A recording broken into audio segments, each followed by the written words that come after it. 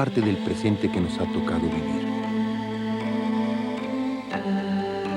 Reflexionemos acerca de lo que está sucediendo con millones de especies vivas que existen y comparten con nosotros este planeta. Estas especies conviven e interactúan en un determinado ecosistema natural, creando una red compleja de relaciones alimentarias y energéticas, lo que permite conservar su hábitat, el lugar donde se cumplen sus necesidades específicas, su hogar. Lo terrible es que el hábitat de millones de seres vivos está siendo transformado y destruido. La naturaleza tiene lo suficiente para proveer de alimentos a miles de seres, pero nosotros los humanos no hemos aprendido a usar sus recursos adecuadamente. Por ejemplo, el suelo, que es en principio un recurso renovable, se convierte en un recurso irrecuperable cuando se agota con sistemas de cultivo inadecuados. Recordemos que el suelo, junto con el agua, el clima, el aire, la flora y la fauna, conforman la unidad energética, el ecosistema natural. No obstante, sin medir consecuencias, el hombre incendia bosques, tala árboles, limpia la tierra. En pocas palabras, destruye ecosistemas naturales, rompe con el principio del equilibrio natural. Claro, en el cultivo se sostiene un ecosistema constituido artificialmente, pues solo alberga una especie. Así las demás quedan condenadas a la muerte. Esto significa que la destrucción y la amenaza, siempre latentes, se ciernen sobre flora y fauna, originando muchas de las veces su extinción total. Y aunque las causas de la extinción son múltiples, un 60% de estos exterminios se debe a la destrucción directa del hábitat a través del cultivo. El ritmo de destrucción de la selva tropical americana, por diversos motivos, es un importante ejemplo sobre la extinción de la flora y la fauna. México ha acabado con el 92% de su selva tropical. En Centroamérica, solo queda un tercio de la selva que originalmente cubría un 60% de su territorio. En Brasil, en 1975, imágenes de satélite revelaron que solo en ese año desaparecieron más de 160 kilómetros cuadrados de selva. No solo América, la mitad de todas las selvas del planeta ya fueron borradas del mapa. No todos los suelos sirven para el cultivo. Tal es el caso de la selva, ya que su exuberante vegetación se sostiene en un manto de suelo muy delgado que no es propicio para el cultivo. De tal forma que estas áreas son abandonadas después de una o dos cosechas. Es grave que los ecosistemas como la selva, el bosque, los lagos, las sabanas, estén desapareciendo a ritmos sensibles, junto con toda su diversidad de especies animales que los habitan. Bien, entendamos, pensemos en la importancia de este hábitat natural. Significa equilibrio, el equilibrio natural indispensable para que la gran multitud de especies vivas se retroalimenten entre sí, se complementen para conformar una unidad energética que es igual a vida. Su destrucción o su simple perturbación significa la muerte. Y está sucediendo. Veamos de cerca el caso de los lobos en México. La historia de su destrucción está ligada a la devastación del hábitat y a la caza inmoderada. Nos preguntamos, ¿cómo es posible que la falta de árboles provoque la desaparición de un animal que parece fuerte y poderoso, como el lobo? Así es, se trata de una cadena de muertes. Al no existir árboles, desaparecieron otras especies y pequeños animales que servían de alimento a los lobos. De los lobos americanos, el mexicano es el de menor talla. Se trata de una subespecie, Canis lupus baileyii. Su distribución original comprendía del sureste de los Estados Unidos y el norte de la República Mexicana. Incluso llegaba hasta el norte del Estado de México y de Michoacán. En los años 40 y 50, a esta especie se le decretó fauna nociva, por las pérdidas que generaba la ganadería, pero nunca se detuvieron a reflexionar que el hombre había terminado con su hábitat y por consiguiente con su alimento natural que comprendía pequeños mamíferos principalmente. En 1950 se establece una campaña de erradicación del lobo y del coyote, llegando al grado de envenenar sus madrigueras. En 1975, los americanos y mexicanos se dan cuenta de que su objetivo se había cumplido. El coyote y el lobo estaban por extinguirse. A raíz de esto, se forma un comité conjunto México-Estados Unidos para la conservación de la vida silvestre, el cual se da como tarea rescatar especies en peligro de extinción, como el lobo mexicano.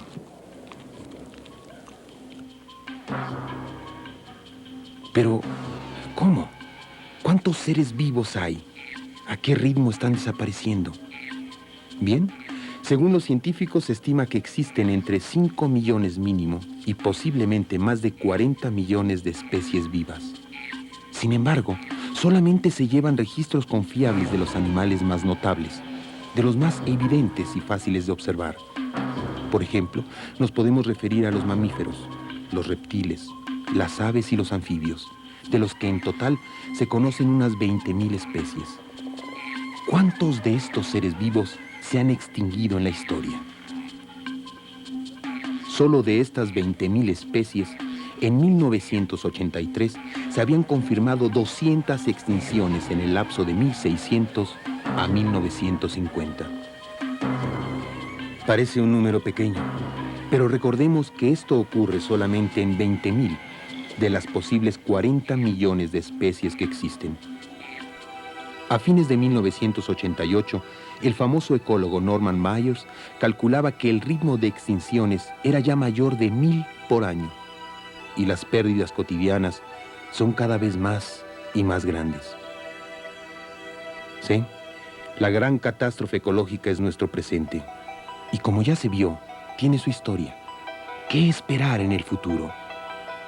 Norman Myers ha calculado que para el año 2000 podría haberse extinguido el 20% de todo lo que existe.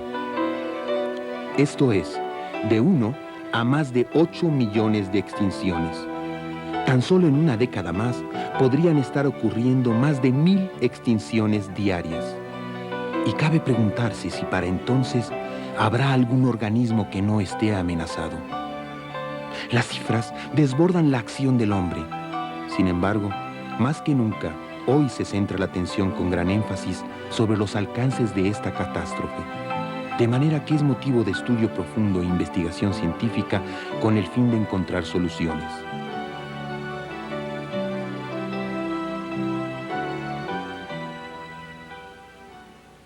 En 1987 se inicia en México el proyecto biológico de reproducción y manejo en cautiverio del lobo mexicano. Hasta el momento se han logrado 2 crías en nuestro país. ¿Algún día se recuperará lo que el hombre aniquiló? Actualmente existen aproximadamente 30 lobos en condiciones silvestres y su hábitat natural no se ha rehabilitado. La única alternativa de sobrevivencia para el lobo son las áreas naturales protegidas. ¿A cuántos animales más confinaremos en cautiverio? Ante estos desastres, la alternativa de un nuevo amanecer debe proceder del hombre mismo. Analicemos brevemente algunas otras causas inmediatas de las extinciones, además del cultivo inapropiado que ya mencionamos.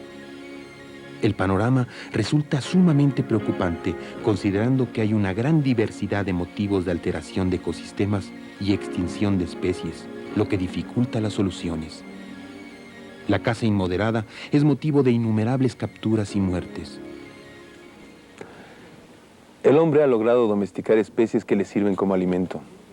No necesita cazar para alimentarse, pero con esta afición ha conseguido reducir considerablemente a los animales silvestres.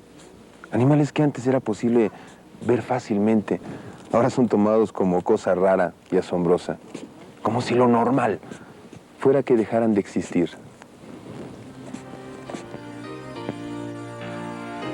La caza inmoderada para obtener pieles y grasas estuvo a punto de extinguir martas, bisones, focas y ballenas, entre otros animales. La caza deportiva ha causado terribles daños, especialmente entre las aves. Además, se venden los animales como mascotas.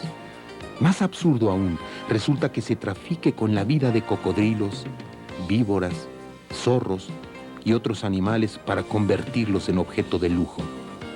Depredación para lucir. El número de ejemplares que se sacrifican al tráfico es elevadísimo. Mariposas, aves, caracoles, conchas y muchos más. Tan solo en México tenemos una luz de nombres de las aves que se encuentran amenazadas en diverso grado, algunas de las cuales ya han desaparecido.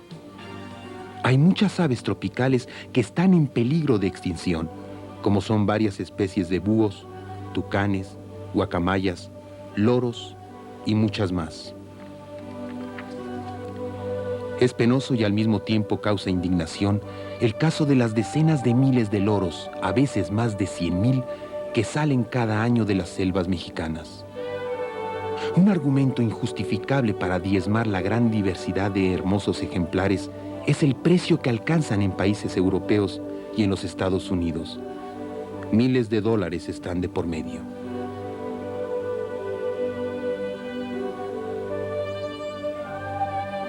Tan solo Estados Unidos importa anualmente 350,000 aves, principalmente de Bolivia y México. Esta es una mínima fracción si la comparamos con los más de 7,5 millones de aves que se capturan en todo el mundo. Pero, ¿cómo es que este comercio, este tráfico de aves significa su destrucción? Todos estos animales en cautiverio morirán tarde o temprano sin dejar descendencia. Pero lo más grave es que por cada una que llega viva al comprador final, han muerto entre 3 y 100 en el intento de hacer de ellas una mercancía. Muchas veces se destruye a los adultos para capturar a las crías, o el ave muere en la captura. Con frecuencia, el ave perece en el trayecto. Son hacinadas en jaulas insalubres, literalmente apachurradas una contra otra, lo que frecuentemente las infecta de enfermedades contagiosas. Su triste fin lo encuentran muchas de las veces al final del camino, o son sacrificadas en las estaciones de cuarentena cuando se les exporta. El rompimiento del equilibrio natural también afecta a las aves. Hace algunos años se implementó un programa para acabar con la rata de campo. Esta medida estuvo a punto de llevar a la extinción a búhos, lechuzas, halcones y águilas que se alimentan de roedores. Los eslabones de las cadenas alimenticias son muy frágiles. Al romperse uno, es muy probable que las especies restantes mueran. Por eso, es necesario que los estudios sobre control de plagas no se hagan a la ligera. La terrible situación que vive la fauna actualmente ha obligado a los gobiernos a expedir leyes que contribuyan a detener este proceso de depredación. En la Unión Soviética y en los Estados Unidos se ha impedido la desecación de algunas zonas pantanosas por considerarlas indispensables para la supervivencia de incontables aves silvestres. En México también se hacen cosas positivas respecto a esta problemática.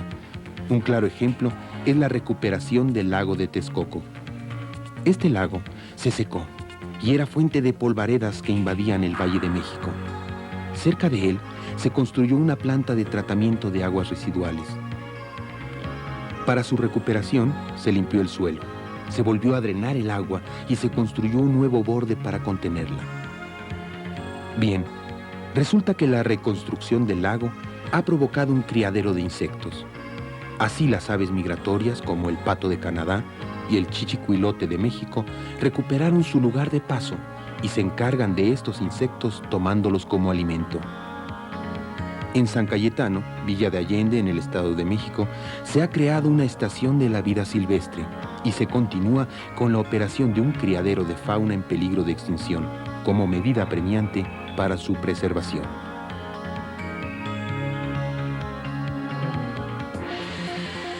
Pues bien, el impactante recorrido por las formas como se arrasa con la vida nos lleva a considerar un tema de latente actualidad: la contaminación.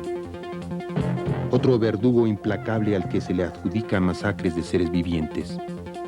Por ejemplo, la contaminación por grasas y aceites en el agua provoca oclusión en las agallas de los peces, de manera que se obstaculiza y disminuye peligrosamente la transferencia de oxígeno. En general, los principales contaminantes que modifican la calidad natural de las corrientes de agua son, además de aceites y grasas, materia orgánica que causa graves daños.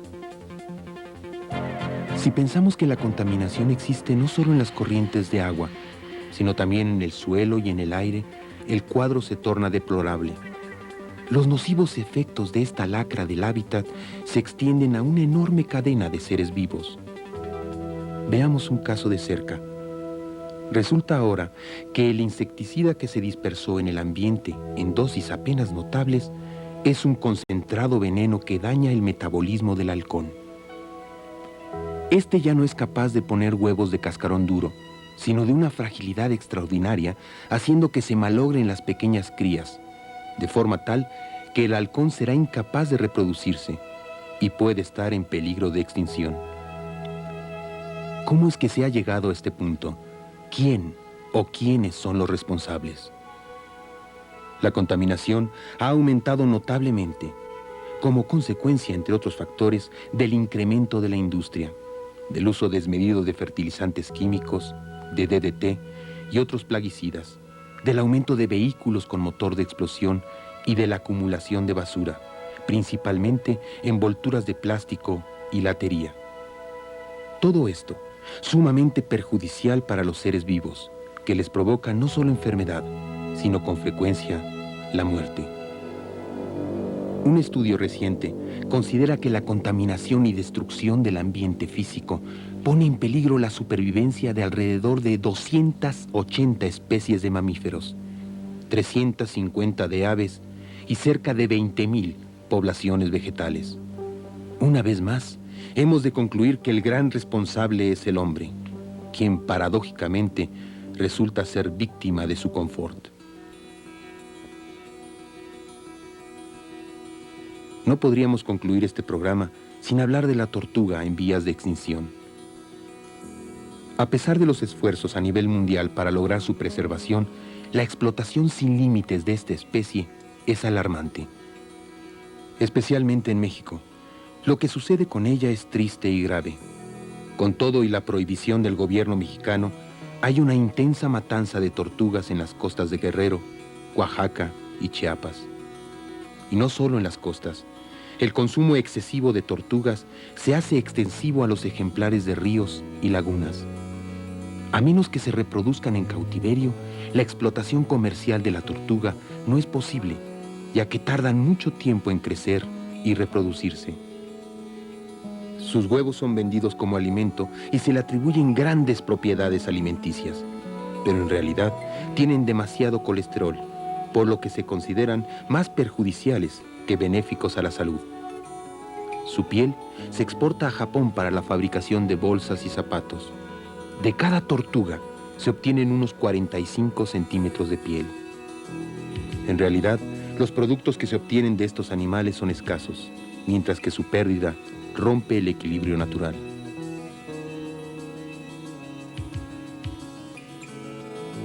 La situación del jabalí, que también está en peligro de extinción, es otro violento ejemplo de la caza inmoderada. Concluyamos con una breve reflexión.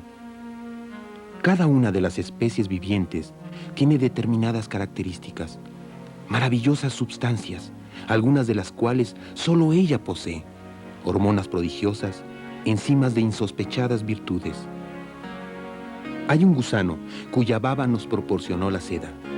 ¿Qué habríamos podido obtener de las secreciones de los que ya no existen? Drogas salvadoras, alimentos deliciosos, ungüentos confortantes, la cura de enfermedades que ni siquiera han brotado aún. ¿Quién puede asegurar que no hemos perdido el remedio contra la senilidad? ¿Qué flor lo produjo? ¿Qué insecto? ¿O acaso una salamandra? Hubo una etapa en nuestra evolución en la que el abrigo lanudo de otras especies nos era indispensable. ¿Cómo sabemos que no se perdió ayer el abrigo que necesitaremos mañana? ¿Qué misterio había en el dodo, en el pato del labrador, seres ahora extintos. Cada especie, cada brizna de polvo vivo de un organismo tiene un inmenso caudal ignorado de tesoros, pero tiene mucho más. Tomemos por caso aquel reptil terápsido del que descendieron los mamíferos. Aquel animal tenía en cada una de sus células genéticamente codificadas no solamente el caudal de sustancias y estructuras propias de su especie, tenía además potencialmente todos los tesoros de todos los mamíferos. Aquel reptil era al mismo tiempo el camello con su inaudita capacidad para navegar en el desierto, con sus pelos finos de pincel y sus grandes ojos tranquilos. Era al mismo tiempo el zorro, el búfalo, el tejón, el hipopótamo, los monos, el jabalí, las jirafas, los delfines y los vampiros. Era una rama entonces, pero potencialmente era todo el árbol de los mamíferos. Cada especie no es ella sola. Su potencial genético es un árbol gigantesco, tan grande como la vida toda. Cada especie es como muchos mundos, muy diversos y todos ellos habitados. Al cortar la línea de cada especie, se arranca de raíz, para siempre, un árbol de infinito ramaje, único, irrepetible.